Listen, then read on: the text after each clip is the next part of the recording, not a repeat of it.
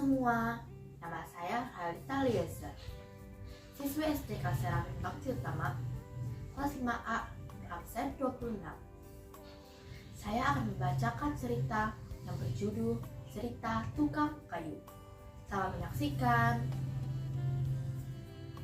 Cerita Tukang Kayu. Ada seorang tukang kayu. Karena merasa sudah tua, ia berniat untuk pensiun dari profesinya sebagai tukang kayu yang sudah ia jalani selama puluhan tahun. Ia ingin menikmati masa tuanya bersama istri serta anak cucunya.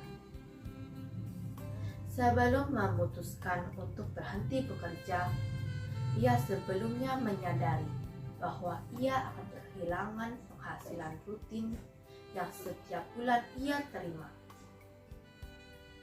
Bagaimanapun itu, ia lebih merasakan dan mementingkan tubuhnya yang sudah termakan usia. Suatu hari, ia mengatakan rencana ingin pensiun kepada mandornya.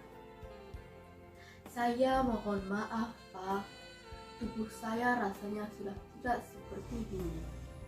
Saya sudah tidak kuat lagi untuk menopang beban-beban berat di pundak saya saat bekerja." Setelah sang mandor mendengar niat tukang kayu tersebut, ia merasa sedih karena sang mandor akan kehilangan salah satu tukang kayu terbaiknya, ahli bangunan handal yang dimiliki dalam timnya. Namun, apalah daya, mandor tidak dapat memaksa untuk mengurungkan niat si tukang kayu untuk berhenti bekerja.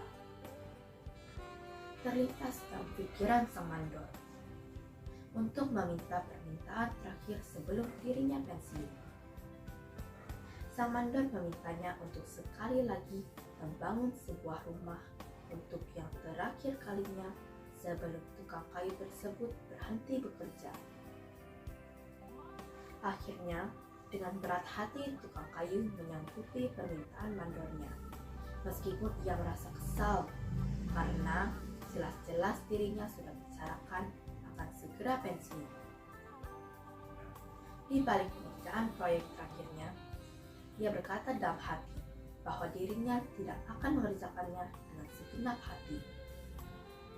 Sang mandor hanya tersenyum dan mengatakan pada tukang kayu pada hari pertama ketika proyeknya dikerjakan, "Seperti biasa, aku sangat percaya denganmu.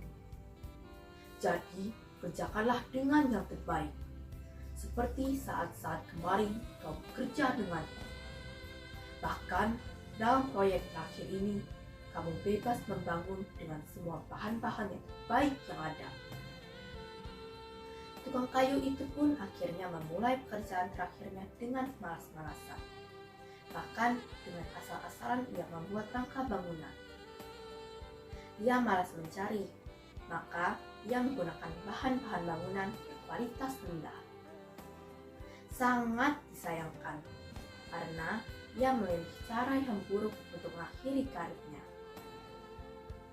Hari demi hari berlalu, dan akhirnya rumah itu pun selesai. Ditemani tukang kayu tersebut, sang mandor datang memeriksa.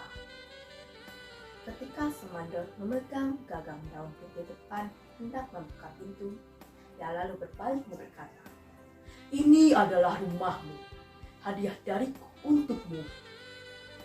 Betapa kagetnya si tukang kayu. Ia sangat menyesal. Kalau saja sejak awal ia tahu yang ia bangun adalah rumahnya, ia akan mengerjakannya dengan sungguh-sungguh. Akibatnya, sekarang ia harus tinggal di sebuah rumah yang ia bangun asal-asalan. Itulah cerita tentang tukang kayu. Pesan moral yang dapat kita ambil dari cerita tersebut adalah, jika kita melakukan pekerjaan, hendaklah kita lakukan dengan ikhlas dan tanpa pamrih, sehingga kita akan mendapatkan hasil yang baik. Terima kasih.